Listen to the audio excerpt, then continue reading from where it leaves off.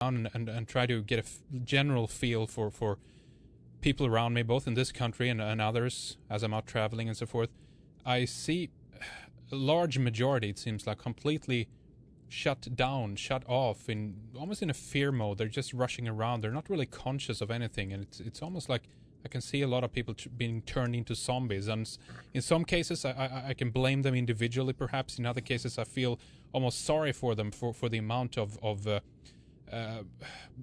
shit.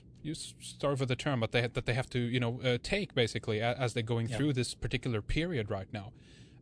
Will everyone go through it and make it, if you know what I mean, Bob? Oh boy, that's a good question and a huge question. First of all, I agree with you completely that the masses are let's put it this way. The more you try and cling to the old ways, this is not the 1950s, but the more you try and cling to the old ways, the more you're resisting the changes that are happening. And whatever you resist will only persist. In fact, it'll become much more intense. The other side of that is learning to harmonize, learning to cooperate, energetically speaking, with what's going on. Is everybody on the planet going to get it? I don't see how. But what we're speaking of is not 7 billion people that's necessary to facilitate these changes. What it is a critical mass. It's the old 100th monkey thing, and that's the good news. And so that's my focus, is the creation of this critical mass. Yeah, and so we're not talking about the majority then, that's to make that clear. Is that correct? No, a very small minority. In fact, somewhere in the neighborhood probably of about 7 to 10%. And so when you focus on that, then you can begin to see that some really good things are happening, and it's happening quite quickly. So 7 to 10%. So we're talking about, let's see, what is that? In the high number, about 700 million people, though. That's quite a bit. Yeah, and depending on how you define critical mass, which actually I believe in these enormously accelerated times is basically being recreated and redefined probably on a daily basis. Yeah. So where it's all leading is hard to say, but at some point, this whole critical mass thing, what you do is you create a whole that's greater than the sum of the parts. And this is not just theory or just wild-eyed speculation or whatever. I mean, this is pretty hardcore stuff. If you go back, certain studies have been taken on this. Transcendental meditation people, for example, probably way back in about the 60s or 70s, looked at this very issue. And what they noticed is that a certain amount of people, a certain percentage of people meditating, of course using the TM method on a regular basis, had a corresponding rippling effect throughout the entire area. So people maybe didn't know, but they were being affected by it. So this critical mass thing is real stuff.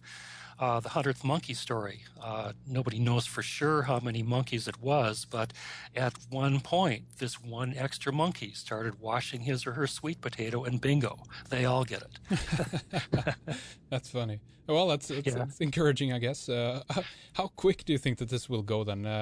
If we're making a journey here towards the other end now then of this of the processional cycle that we're on, are we talking still about hundreds of years? Are we talking about just a few? What do you think? Well, if this information is accurate, we're right in the middle of a window that is somewhere, as best I can tell, between about 7 to 10 years. However, it's hard to say just exactly how large that window is, but it is fair to say that we're right in the middle of it. And so, putting this all together, what it seems to be adding up to is nothing less than a shift in dimensions. In other words, a shift in wavelength. So we move our conscious wavelength to a much, much higher vibratory rate, fourth dimension, if you will. And along with that, we start moving out in ways that are pretty much at this level of awareness beyond our ability to imagine. but what, if this is true, is about to happen is more than good. It's fantastic. You know, Bob, I when I talk to a lot of people too, that I get the sense, and me included sometimes, that you get kind of frustrated in everything. You see how things are continuing to break down, but the release, if you will, is not really happening. Do you think that we're in a time right now too where these 7 to 10 years that you're talking about will be continued to be pushed ahead almost, in a sense? I mean, haven't we heard about this for 30 years now, at least from the New Age community, and especially then in the last 10 years or so, this has kind of taken off with focus around 2012. But is there a delay in the implementation? Are we struggling to kind of make it in a sense? Or are we time optimists, I guess I'm asking, in a sense? I see it a little bit differently. I think that we're being given an opportunity, a very unique opportunity, to make a transition from one level of awareness into another level of awareness, i.e. dimensional shift, in a way that most of life is not given. And perhaps one way of looking at this is that sometime around the turn of the century, Mother Earth maybe did go into the fourth dimensional world, but in so doing, I'm just putting this out as a possibility, Henrik. Mm-hmm. And the possibility is that if this is true, what Mother Earth did was create the new world that looks exactly like the old world. Why? To give us time to transition from one world, from one way of being into another. These changes, when they do happen, are going to be dramatic. I do believe that there will come a day, and it could happen any day, because when these changes happen, it happens in the space of about 20 hours. I do believe that the day will come when we will transition into a fourth dimensional world in a way that we will absolutely know that this is a new world. But in the meantime, we've created a new world that looks exactly like the old one, to give us time, you might say, to learn the rules of the game. Now, the most fundamental rule of the game is recognizing that you and I are creating our reality 100% all the time, not just some of the time. And that, in other words, what we think, what we feel, and how we interact with life is totally determining our experience of our reality. So that's real important, no matter what dimensional level you're on. But, in this asleep state for the past 13,000 years, on this third dimensional level, we've kind of gotten away by, playing stupid, pretending that, well, we're just victims in this whole thing. We don't really have much power, and all the authority and all the power lies outside of ourselves. None of it resides within, yet nothing could be further from the truth. Now, when we get to the fourth dimension, to a fourth dimensional world where nobody can deny that that's what it is, the manifestation is instant.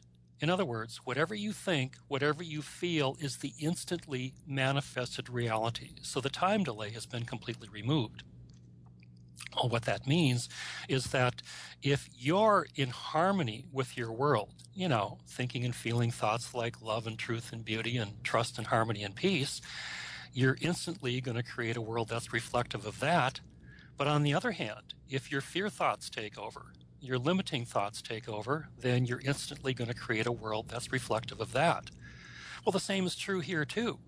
It's just that there's this little time delay, and here again, not nearly every one of us has gotten the message. So many people, in fact, the vast majority, are still deeply immersed in powerlessness, in victim consciousness. But that's changing, and it's changing quickly. Well, that's interesting. If the fourth dimension then is about, well, if we could call it manifestation, basically, in one sense, then what's running the show? Is it the masses, or is it the individual? Meaning, if I live my own life, kind of, if you will, in that sense, then in a bubble compared to what the masses are doing, and I feel everything is good and happy for me, am I still affected then if the masses are in a major fear mode and being, you know, programmed by the mass of the government machine out there, if you know what I mean?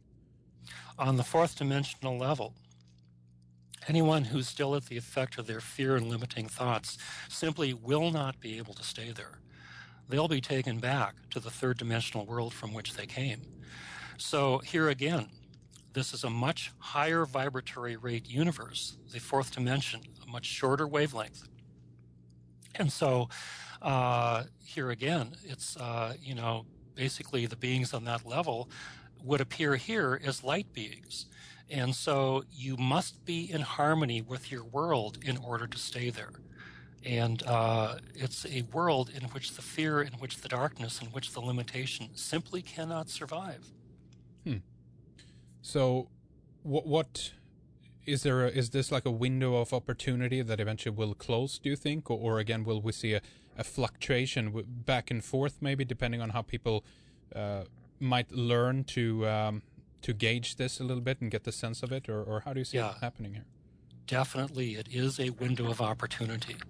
And so it's incumbent upon us to use the time to do whatever we can to raise our awareness, raise our consciousness, and fundamental to that is recognizing that whether you fully understand it or not, you and I, everyone and everything is intimately connected to the whole.